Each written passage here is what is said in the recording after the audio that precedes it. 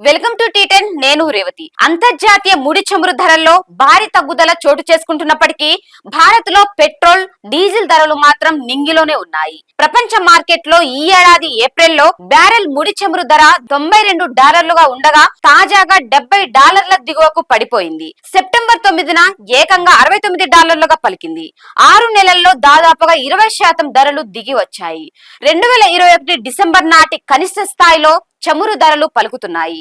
అయినప్పటికీ బీజేపీ ప్రభుత్వం petrol, diesel ధరలను హెచ్చు స్థాయిలోనే కొనసాగిస్తూ ప్రజల జేబులకు చిల్లులు పెడుతోంది. ముడి చమురుపై కేవలం $10 తగ్గితే ఏడాదికి 1.08 లక్షల కోట్ల ఆదా అవుతోంది. ఇటీవల దాదాపు $20 పైన తగ్గడంతో మోడీ సర్కార్ ఖజానాకు ఏడాదికి 2 లక్షల కోట్లు పైనే సమకూరనుంది. అంటే ఆ మొత్తాన్ని ప్రజలపై అదనంగా భారం మోపుతోంది.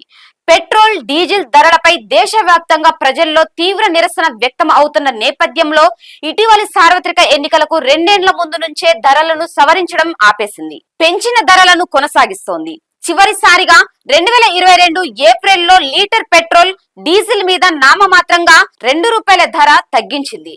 ప్రస్తుతం అనేక రాష్ట్రాల్లో లీటర్ పెట్రోల్ ధర 100 పైన, డీజిల్ ధర 90 పైనే పలుకుతోంది.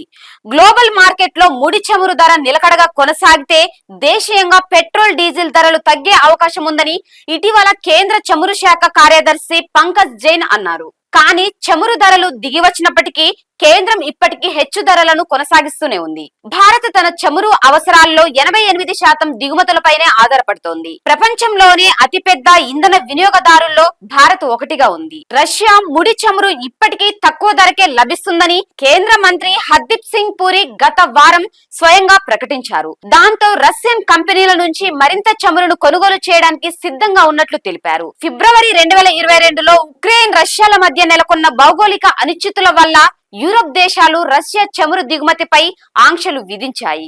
దాంతో రష్యా చమురు ధరను భారీగా తగ్గించడంతో పాటు రూపాయల్లోనూ వాణిజ్యం చేసుకునేందుకు ఇరు దేశాల మధ్య ఒప్పందం కుదిరింది. ఇది భారత్ కు చాలా కలిసి వచ్చింది. ఉక్రెయిన్ తో యుద్ధానికి ముందు భారత్ కు చమురు దిగుమతితో రష్యా వాటా 1% కంటే తక్కువగా ఉండేది. క్రమంగా అది పెరుగుతూ దాదాపు 40% వాటాకు చేరింది. పైగా రష్యా నుంచి చౌకగా చమురును దిగుమతి చేసుకుంటుంది. అయినప్పటికీ ఆ ప్రతిఫలాలను ప్రజలకు అందించకపోగా ఎక్సైజ్ ట్యాక్స్ ను పెంచే యోచనలో ఉందని సంకేతాలు వస్తున్నాయి. దేశంలోని అధిక చమురు ధరలు ప్రజల ఆదాయాలకు గండి కొడుతున్నాయి. మరోవైపు హెచ్చు ఇంధన ధరలు ద్రవ్యోల్బణానికి ఆజ్యం పోస్తున్నాయి. అయినప్పటికీ కేంద్ర ప్రభుత్వం ఎక్సైజ్ ట్యాక్స్ ను మరింత పెంచి తన ఖజానాను భారీగా పెంచుకునే పనిలో పడటం గమనార్హం. ఇది ఇవాళ న్యూస్. చూస్తూనే ఉండండి టీ10.